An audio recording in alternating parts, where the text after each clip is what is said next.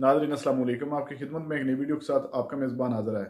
नाज़रीन, पहले भी आपको पता तो होगा कि राना सनाउल्लाह को पार्टी में किसके लिए रखा गया, सिर्फ और सिर्फ बदमाशी करने के लिए। नाज़रीन, अब ये सरेआम धमकियां दे रहा है इमरान खान को कत्ल करवाने की।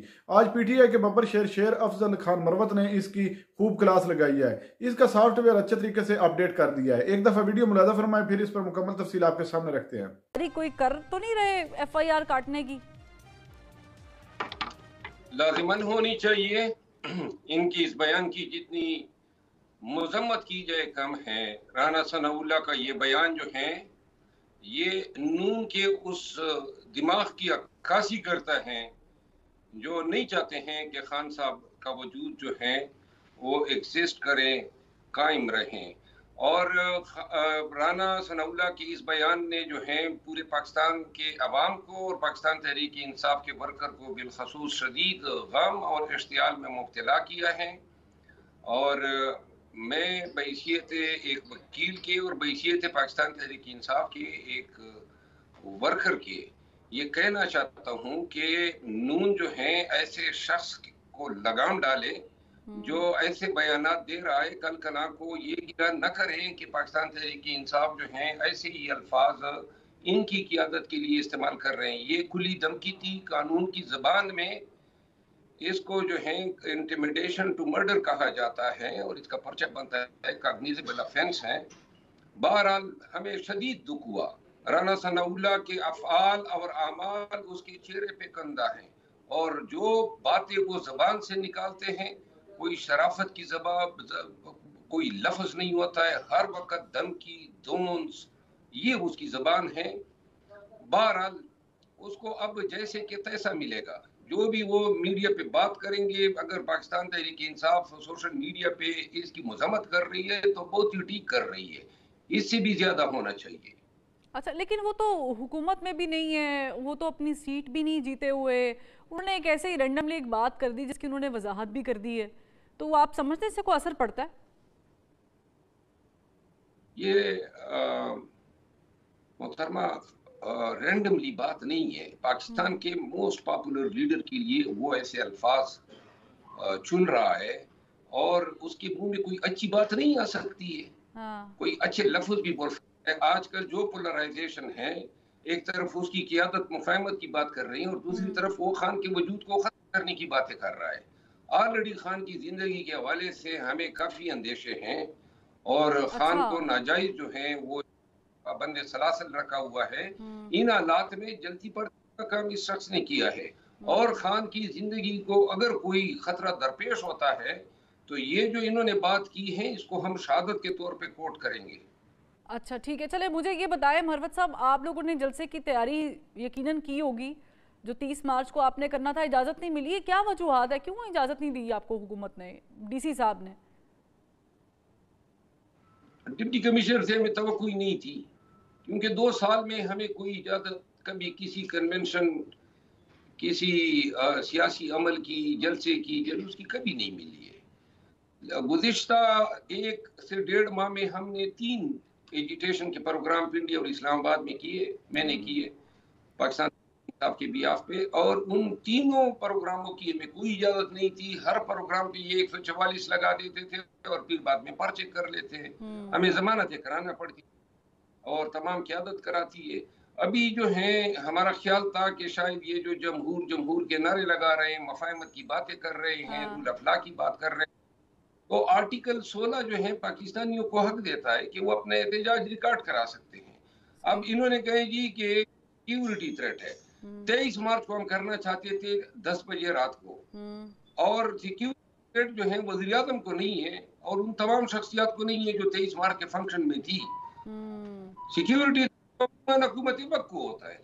हमें किसने सिक्योरिटी थ्रेट जो है देनी है? हम तो गुज़िश्ता 2 सालों से एहतजाज करते आ रहे हैं। नहीं तो अगर अब आपको इजाजत नहीं मिली है तो आप इसके खिलाफ कोर्ट में जाएंगे? हम कोर्ट में जा रहे हैं, कल हम रिट पिटीशन दायर कर रहे हैं। अच्छा। हम अदालत से इजाजत देंगे और उम्मीद है कि इजाजत हमें मिलेगी क्योंकि ये पाकिस्तानियों का बुनियादी हक है। और आपको लगता है कि आपको कोर्ट जो है वो इजाजत दे भी देगा? मैंने कहा कि कोर्ट हमें इजाजत देगा, लेकिन अगर नहीं देगा तो हम फिर भी मतलब है कि समझते हैं कि कोई कानून हमें रोक नहीं सकता है। अच्छा ठीक है, चले मुझे मरवत साहब ये बताएं कि अभी इतनी ज़्यादा कन्फ्रंटेशन हो गई है, आप लोग भी ज़ाहिर है कि हुकूमत को हिलाने में, मैं गिराने का लफ्ज़ इस्तेमाल इसलिए नहीं करूँगी क्योंकि अभी देखना होगा कि बहुत सारी चीज़ें अभी चेंज होंगी with the passage of time. तो अभी आप जो हुकूमत को टफ टाइम देने की तैयारी कर रहे हैं, इससे बेहतर नहीं है कि मुफाहमत का रास्ता अपना ले? मईशत भी आप लोगों के सामने है।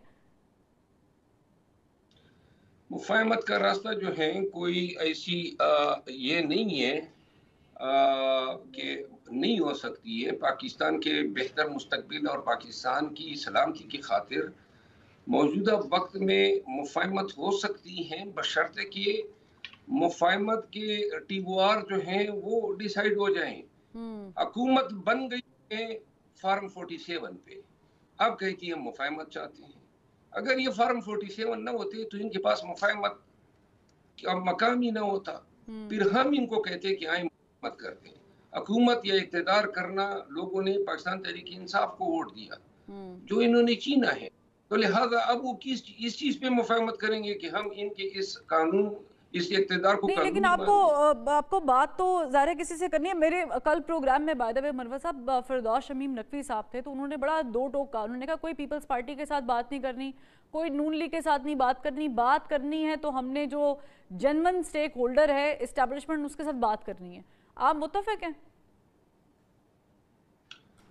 जी, मैं अर्ज ये कर रहा हूँ कि अगर बात होनी है किसी भी मरहले पे, तो जेन्युइन स्टेक होल्डर जो हैं पाकिस्तान में कानूनी तौर पे, आईनी तौर पर तो सियासी पार्टियां हैं, और जब तक सियासी पार्टियां खुद इन जेन्युइन स्टेक होल्डर को माइनस नहीं करेंगे, तब तक इन जेन्युइन स्टेक होल्डर जो हैं चाहे रहेंगे और इस निज़ाम को चलाते रहेंगे। अच्छा। नून को भी सोचना चाहिए, पीपल पार्टी को भी सोचना चाहिए, और पाकिस्तान की तमाम सियासी कुव्वतों को सोचना चाहिए कि जो काम इनके करने का ही दूसरे कर रहे हैं, और दूसरों को हमने इतना कंट्रोल दे दिया है कि वही हमें कहते हैं कि आपको इधर बिठा दिया, उसको। नाज़रीन, आपने वीडियो मुलाज़ा फरमाइए। नाज़रीन, राना सनाउल्लाह को सिर्फ और सिर्फ इसी के लिए रखा गया हुआ है कि तुमने जुबान से अच्छे अल्फाज कभी भी नहीं निकालने हैं। इसी तरह की ये धमकी हर प्रोग्राम में देता रहता है, और इसका काम भी यही है। तकरीबन ये बदमाशी इसके जो है इसके खून में है, और मुस्लिम लीग नवाज में सिर्फ और सिर्फ इसको इसी मकसद के लिए रखा गया है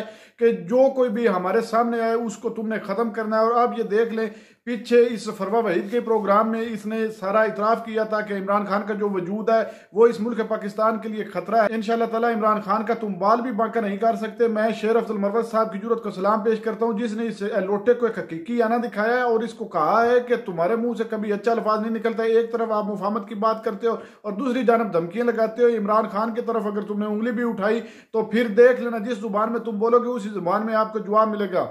नाजरीन, मुस्लिम लीग नवाज जो है ये टोटली एक भगौड़ों और बदमाशों की पार्टी है, और इनका काम है जब ये इक़्तिदार में आ जाते हैं तो इसी तरह जबरी जुल्म के तहत ये दूसरी पार्टियों को टारगेट करते हैं, उनको दबोचने की कोशिश करते हैं, जो अभी ये कर रहे हैं। इस वक्त पाकिस्तान के नहीं बल्कि एक दुनिया में मकबूल तरीन जो लीडर है वो है इमरान खान, और इनके अंदर अभी भी इमरान खान का खौफ लगा हुआ है, क्योंकि ये हुकूमत जो है ये इनकी बिसाखियों पर खड़ी है। उस हुकूमत की कमांड जो है वो जरदारी साहब के पास है, तो इनको पता है कि अगर थोड़ी सी भी जो फिसल गई हमारी हुकूमत तो ये गिर जाएगी। और दूसरी जो इनके सामने जो इनको शिकस्त नजर आ रही है वो वाज़ेह इनको नजर आ रही है इमरान खान से, और इमरान खान को पहले भी अवाम ने जो है वो मुंतखब किया। ये तो एक चोरी शुदा मैंडेट के जरिए जाली हुकूमत बनाकर बैठ गए हैं।